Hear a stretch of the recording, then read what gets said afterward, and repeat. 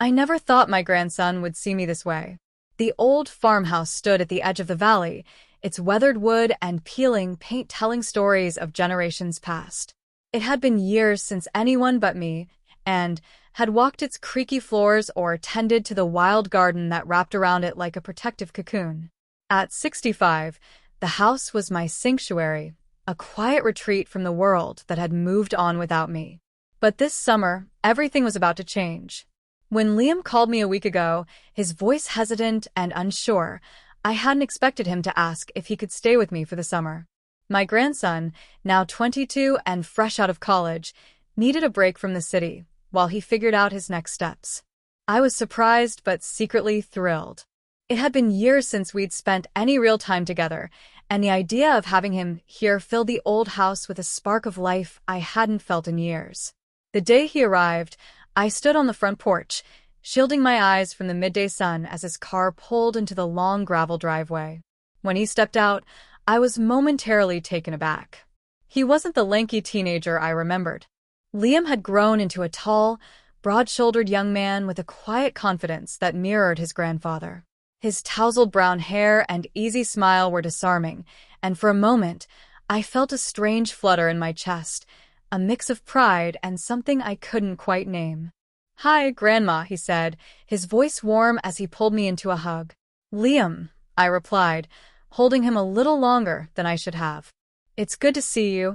As the days passed, we settled into a comfortable routine. Liam helped me with chores around the house, fixing broken hinges and patching up the leaky roof. In the evenings, we'd sit on the porch, watching the sun dip below the horizon as we talked about everything and nothing. It felt natural, easy, as if no time had passed since the summers he used to spend here as a child. But there was something different this time. Something I couldn't ignore. It started with the way he looked at me. I'd catch him watching me when he thought I wasn't paying attention, his eyes lingering a little too long as I worked in the garden or cooked dinner. At first, I thought I was imagining it.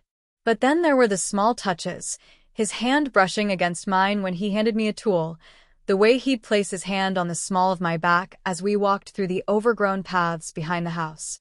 It was subtle, almost innocent, but it left me feeling unsettled. One evening, as we sat on the porch, the conversation turned to the house. I told Liam about the old photos and letters I'd found in the attic, mementos from a time long before he was born. His eyes lit up with curiosity, and he suggested we go through them together. The attic was dusty and dimly lit, filled with the scent of aged wood and forgotten memories. We sifted through boxes of old photographs and yellowed letters, laughing at the strange hairstyles and outdated fashions. But as the hours passed, the laughter gave way to a quiet intimacy. Liam asked about my life before he was born, about the things I'd left behind to build a life with his grandfather. "I didn't know you were so beautiful when you were young," Liam said, holding up a black and white photograph of me in my 20s. His voice was soft, almost reverent. I felt a blush rise to my cheeks. "That was a long time ago," I said, brushing off the compliment. "You still are," he murmured, his eyes meeting mine in the dim light. The moment lingered, heavy and unspoken, before I forced a laugh and reached for another box. But the weight of his words stayed with me, even as we descended the creaky attic stairs. The next day, I found myself watching him as he worked in the garden, his shirt damp with sweat and clinging to his toned back. I chastised myself for noticing, for letting my thoughts wander where they shouldn't. He was my grandson, for heaven's sake. But no matter how hard I tried, I couldn't shake the memory of the way he'd looked at me in the attic, the warmth in his eyes, the softness in his voice. That evening, as we sat by the fire, Liam turned to me, his expression serious. "Can I ask you something?" "Of course," I said, trying to keep my voice steady. "Do you ever regret the life you chose?" he asked. "Staying here, building this life with Grandpa?" The question caught me off guard. I took a moment to gather my thoughts before answering. "I don't regret the life I lived," I said honestly. "But there are things I wish I'd done differently. Things I didn't let myself want." Liam nodded, his gaze thoughtful. "I think I know what you mean." The silence between us grew heavy, charged with something unspoken. I could feel his eyes on me, And when I finally looked up, the intensity in his gaze sent a shiver down my spine. "Liam," I started, but he cut me off. "You deserve to want something for yourself," he said, his voice low and steady. "You deserve to feel alive." I didn't know what to say. His words left me breathless, my heart pounding in my chest. For the first time in years, I felt seen, not as a grandmother or a widow, but as a woman. That night, I couldn't sleep. Liam's words echoed in my mind, stirring something deep inside me that I hadn't felt in years. "You deserve to feel alive." The weight of his gaze, the warmth in his voice, it was impossible to ignore. I tried to convince myself that I was reading too much into it, that it was nothing more than a moment of misplaced affection. But deep down, I knew better. The next morning, I found Liam in the kitchen, making breakfast. He looked up when I walked in, his smile easy and natural, as if nothing had changed. "Good morning, Grandma," he said, his tone light. "Morning," I replied, forcing a smile. But my heart was racing, and I couldn't meet his eyes. I busied myself with pouring a cup of coffee, hoping he wouldn't notice the way my hands trembled. We spent the day working on the old barn, clearing out years of accumulated clutter. The physical labor was a welcome distraction, but every time Liam brushed past me or reached out to steady me on the uneven ground, I felt a jolt of awareness that I couldn't shake. By the time we finished, the sun was setting, casting a warm golden light over the valley. Liam leaned against the barn door, his shirt damp with sweat and his hair messy from the day's work. He looked at me with that same intense gaze, and I felt my resolve begin to crumble. "You've done a lot here," he said, his voice soft. "This place, it's a reflection of you." I laughed, though it came out shaky. "It's just an old farm." "It's more than that," he said, stepping closer. "It's a part of who you are." I opened my mouth to respond, but the words caught in my throat as he reached out, his hand brushing a stray lock of hair from my face. The gesture was so gentle, so intimate, that it left me breathless. "Liam," I whispered, my voice trembling. "This isn't we can't." "Why not?" he asked, his voice low. "Who says we can't?" The days that followed were a whirlwind of emotions. Liam and I danced around each other, both of us pretending that nothing had changed, even as the tension between us grew unbearable. I found myself looking for reasons to be near him, to hear his voice, to feel his presence. And I knew he was doing the same. One evening, as we sat on the porch watching the stars, Liam broke the silence. "Do you ever think about what could have been?" he asked, his voice quiet. I hesitated, my heart pounding. "Sometimes," I admitted. "But there's no use dwelling on the past." "Maybe not," he said. "But what about the present? What about now?" His words sent a shiver down my spine. I turned to look at him, my breath catching at the intensity in his gaze. "Liam, this is complicated," he finished for me. "I know, but it doesn't change how I feel." My chest tightened, a mix of fear and longing swirling inside me. "How do you feel?" He hesitated for only a moment before answering. "Like I've finally found something I didn't even know I was looking for." That night, I lay awake, staring at the ceiling as his words replayed in my mind. Something I didn't even know I was looking for. I tried to push the thoughts away, to remind myself that this was wrong. But the truth was, I didn't want to let go. For the first time in years, I felt alive, truly alive, and I wasn't ready to give that up. The next morning, I found Liam in the garden, his shirt off as he worked in the heat of the sun. I paused in the doorway, watching him for a moment before stepping outside. "Good morning," I said, my voice steady despite the fluttering in my chest. "Morning," he replied, glancing up with a smile. I joined him, pulling weeds and tending to the overgrown flower beds. The work was quiet and meditative, and for a while it felt like everything was normal. But then Liam reached out, his hand brushing against mine as we reached for the same tool. I froze, my breath catching as I looked up at him. The intensity in his gaze left no room for doubt. He wasn't going to back down. And in that moment I realized neither was I. That evening, as the sun dipped below the horizon, Liam and I found ourselves in the living room, the soft glow of the fire casting shadows across the walls. He sat beside me on the couch, his presence warm and steady, and I felt a strange sense of peace. "Can I tell you something?" he asked, breaking the silence. "Of course," I said, though my chest tightened with anticipation. He hesitated, his eyes searching mine. "You're the most incredible woman I've ever known."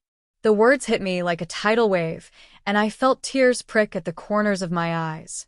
"Liam, I mean it," he said, his voice unwavering. "You've given so much to everyone else. Don't you think it's time someone gave something to you?" I didn't know what to say. His words left me breathless, my heart pounding in my chest. For the first time, I felt seen not as a grandmother, but as a woman. Without thinking, I reached out, my hand brushing against his. The touch was electric, and before I could stop myself, I leaned in, pressing my lips to his. The kiss was soft, tentative, as if we were both afraid of what it meant. But then it deepened, and I felt myself letting go of my fears, my doubts, everything that had been holding me back. In that moment, nothing else mattered. Not the past, not the rules, not the consequences. It was just us. The kiss lingered, growing deeper, more urgent, until the world around us seemed to vanish. All I could feel was Liam, his warmth, his strength, the way he held me as if I were something precious. It was intoxicating, and for the first time in years, I felt alive in a way I couldn't explain. But then reality came crashing down. I pulled back abruptly, my breath coming in shallow gasps. "We can't," I whispered, though my body betrayed me, leaning slightly toward him. "This is wrong." "Why is it wrong?" Liam asked, his voice steady but full of emotion. "Because of what other people might think. Because it doesn't fit their idea of what's acceptable. Because you're my grandson," I said, my voice breaking. "Because I'm supposed to take care of you, not this."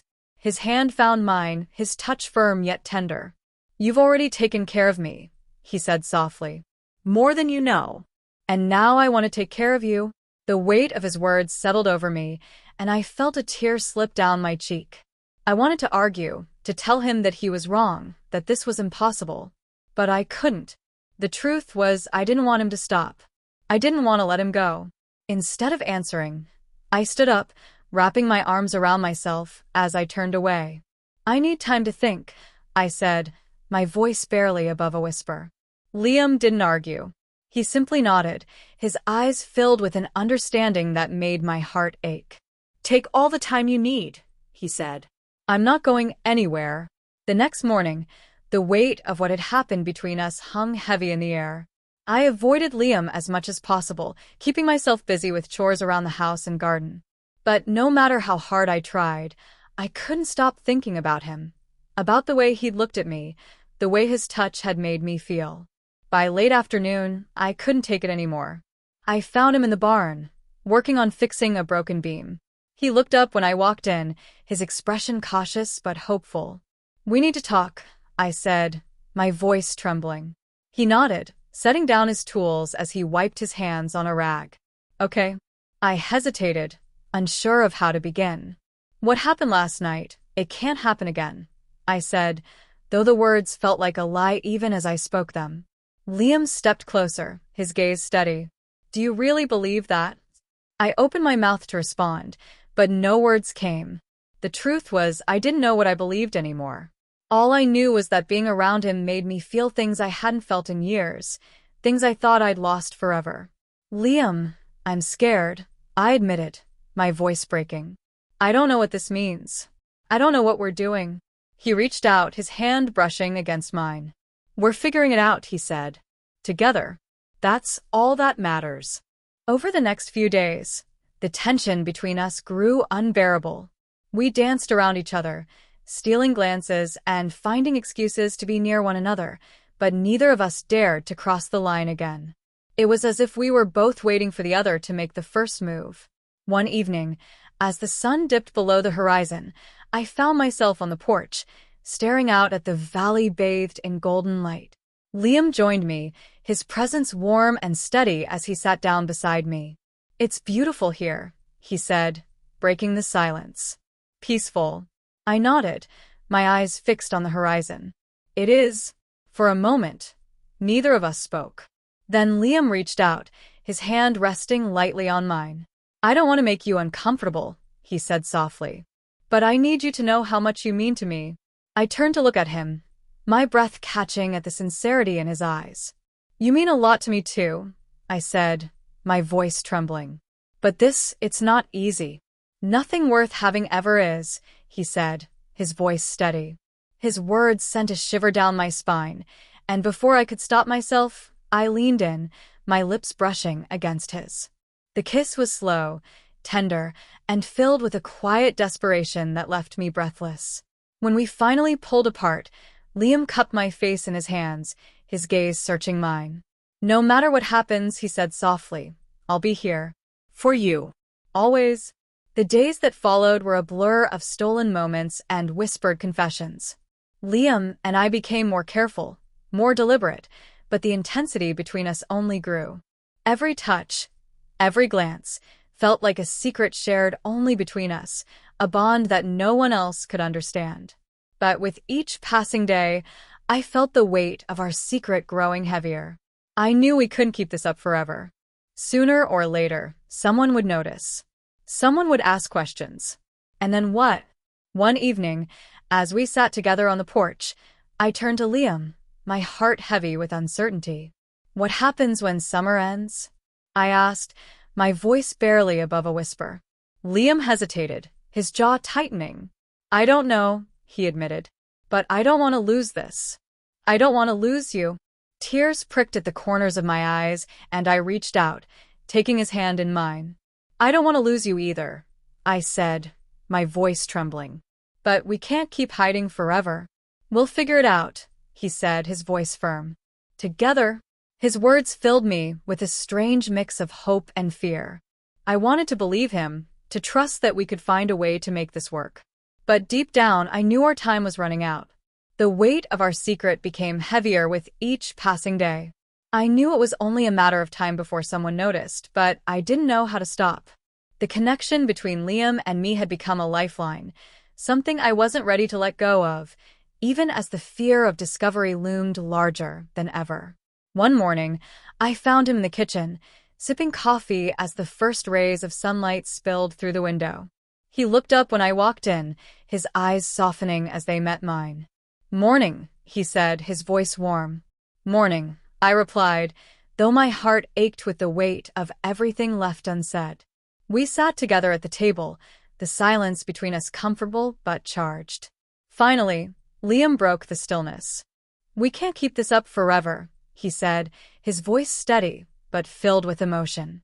I know that, but I don't want to lose what we have. Neither do I admitted, my chest tightening. But what happens when someone finds out?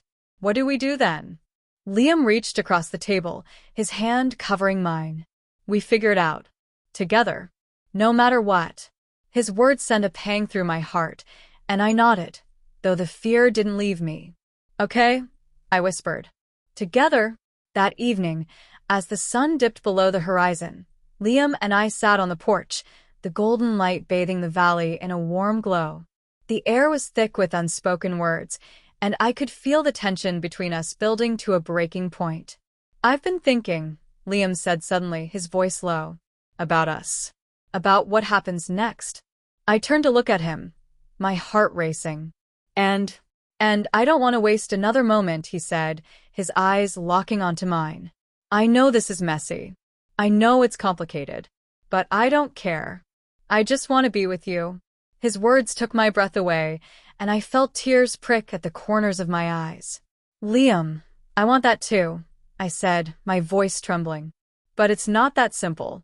Nothing worth having ever is, he said, his voice steady, but filled with emotion.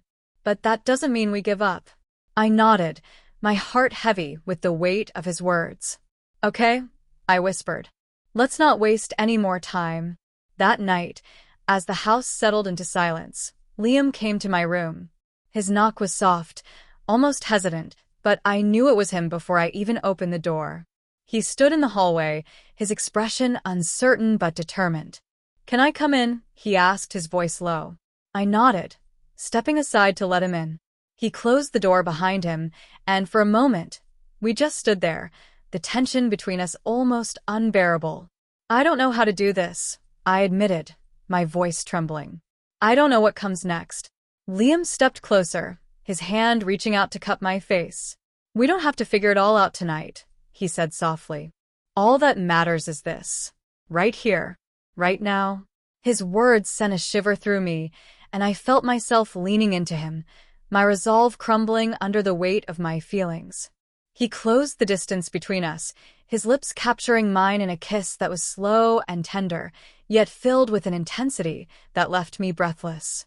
The next morning, as the first rays of sunlight spilled through the window, I woke to find Liam still beside me.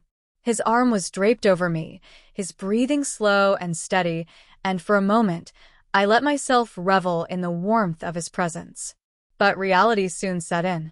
We couldn't stay hidden forever. Sooner or later, someone would notice, someone would ask questions. And then what? What would we say? What would we do? I slipped out of bed, careful not to wake him, and made my way to the kitchen. The house was quiet, but my mind was anything but. I couldn't stop thinking about what came next, about the choices we would have to make. When Liam joined me a while later, his hair tousled from sleep, he gave me a small smile that sent a pang through my chest. "Good morning," he said, his voice warm. "Morning," I replied, though my heart was heavy. He sat down across from me, his expression serious. "We need to talk." I nodded, bracing myself for what was to come. As the weeks passed, Liam and I became more careful, more deliberate. We found ways to steal moments together, to hold on to the connection we had built, but the weight of our secret never left us.